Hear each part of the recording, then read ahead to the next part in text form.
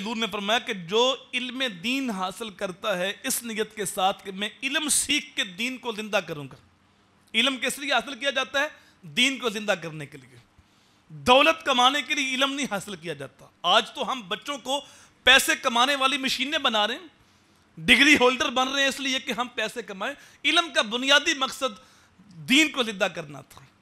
تو جو اس نیت کے ساتھ علم دین حاصل کر رہا ہے، علم حاصل کرتا کرتا اس کو موت آ گئی، تو قیامت کے دن جب وہ اٹھے گا اس کے اور نبیوں کے درمیان صرف ایک درجے کا فرق ہوگا۔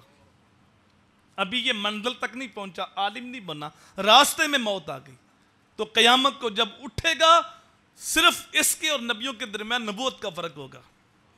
اور جو عالم بن گیا اس کی عظمت کے کیا کہنے، اس کے بارے میرے حضور نے فرمایا من صافح عالما فکأنما صافانی، من زار عالما فکأنما زارانی، من جالس عالما فکأنما جالسانی۔ جس نے کسی با عمل عالم دین کے چہرے کی زیارت کی وہ ایسے ہے جیسے اس نے میں محمد کے چہرے کی زیارت کی۔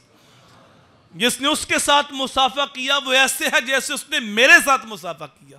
جو اس کی صحبت میں بیٹھا وہ ایسے ہے جیسے میرے پاس بیٹھا، اور جو دنیا میں میرے پاس بیٹھا کل قیامت کو بھی میرے پاس ہی ہوگا۔ دوسرے مقام پہ حضور نے فرمایا جانتے ہو کہ سب سے بڑا سخی کون ہے؟